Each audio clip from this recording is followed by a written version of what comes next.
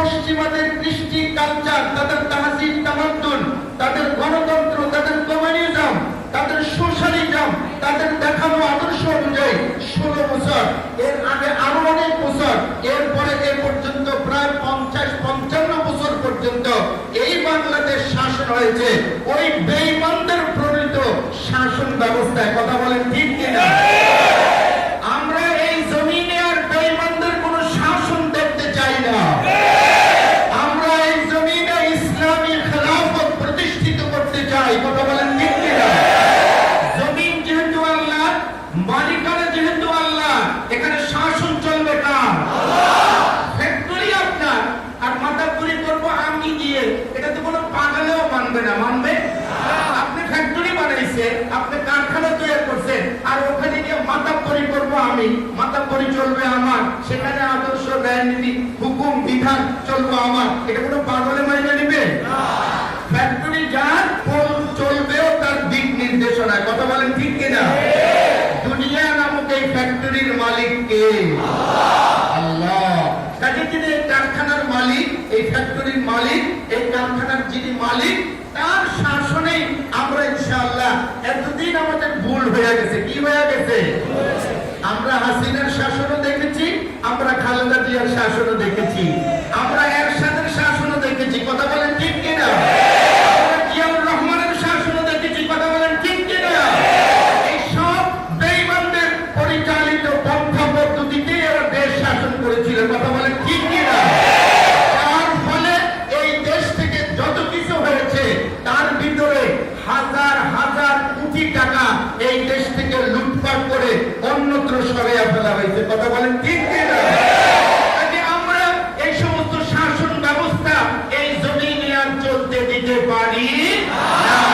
আজকে যুবকদের শপথ নিতে হবে। আজকে ইউনিভার্সিটি থেকে পড়ে এসে আবু তোহা মোহাম্মদ আদনান যদি তোমাদেরকে শপথ দিতে পারে, তাওহীদের কথা বলতে পারে, একত্বের কথা বলতে পারে, আল্লাহর জমিনে আল্লাহর দ্বীন কায়েম করার কথা বলতে পারে, তাহলে তোমরা কি শত আবু তোহা মোহাম্মদ আদনানকে সাহায্য করতে পারবে কি পারবে না? আগামী দিন একটাই আমাদের স্লোগান, একটাই আমাদের বক্তব্য, আমরা আল্লাহর আইন চাই। কথা বলেন ঠিক কিনা? আমরা কোরআনের শাসন চাই। কথা বলেন ঠিক কিনা? আমরা বহু তন্ত্রমন্ত্র দেখেছি। এই সমস্ত কথা যদি আমার মসজিদে কিছু মুসল্লি শুনে, এদের আমার চোখ বড় হয়ে যায়।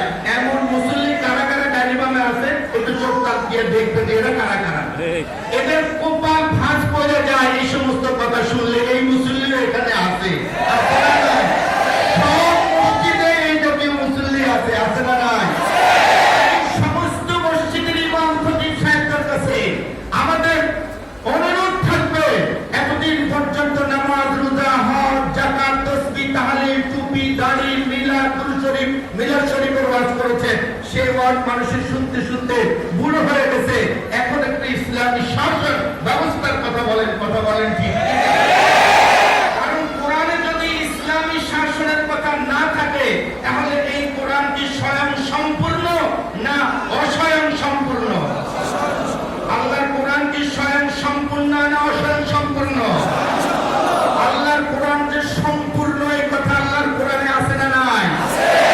আল-ইয়াওমা আকমালতু লাকুম দীনাকুম ওয়া আতমামতু আলাইকুম নি'মাতি ওয়া রাদিতু লাকুমুল ইসলাম দীনা। আছে না নাই? আল্লাযীনা ইম্মাক্কানাহুম ফিল আরদ আকামুস সালাতা ওয়া আতাউজ যাকাতা ওয়া আমারু বিল মা'রুফি ওয়া নাহাউ আনিল মুনকার ওয়া লিল্লাহি আকিবাতুল উমুর। আল্লাহু আকবার। এখনো আবু বকর ক্ষমতায় আসে নাই, এখনো ওমর খেলাফতের আসনে বসে নাই, এখনো ওসমান খলিফা হয় নাই, এখনো আলী ক্ষমতা নেয় নাই। ক্ষমতা পাওয়ার 10 বছর আগে আল্লাহ পাক রব্বুল আলামিন কোরআনে কারিমে বলে দিয়েছেন, এরা যদি জমিনের রাজত্ব পায় কাজটা করবে কি? চিৎকার দিয়ে বলুন সুবহানাল্লাহ। তাহলে পৃথিবীর কোন মুসলমান যখনই জমিনের শাসন ভার তাদের হাতে আসবে, তখন তাদের কাজ কি হবে, পথপন্থা কি হবে, এটা কোরআনে আছে না চায়